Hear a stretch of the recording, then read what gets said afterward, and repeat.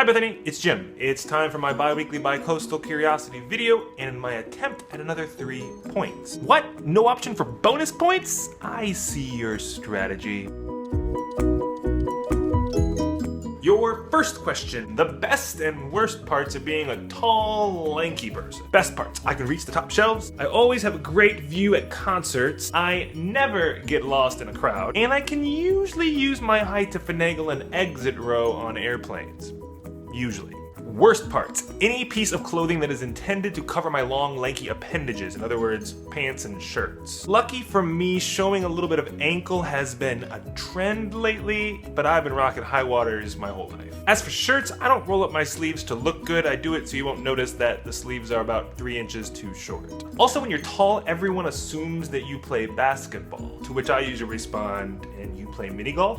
Get it? Because they're short. And being tall and lanky is horrible when it comes to long flights. It's also horrible when it comes to short flights and medium flights too. Second question, the 2 modes of transportation that I would choose for the rest of my life are walking and teleportation. I choose walking because it's a pretty miraculous thing. Thich Nhat Hanh once said that the miracle isn't walking on water, the miracle is walking on the earth.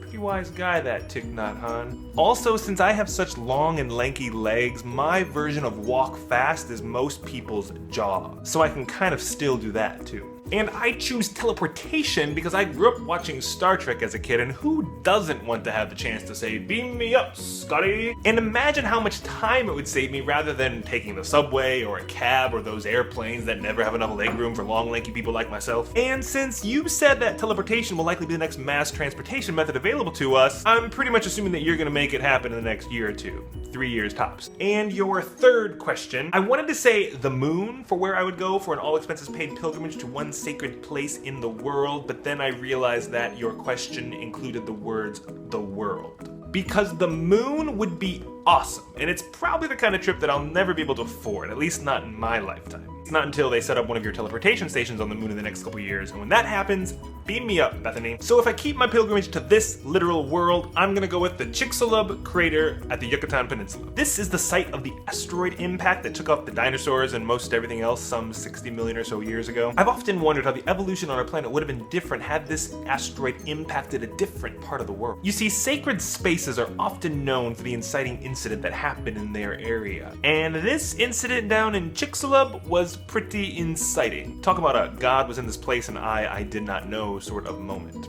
And think how much quicker this trip will take me once your teleportation devices are finished. Man, that's really gonna make my life a lot easier. And there it is! 3 more points for me, bringing me up to 9 while you still have 9.5. Because someone is extra generous and offers bi-coastal bonus points.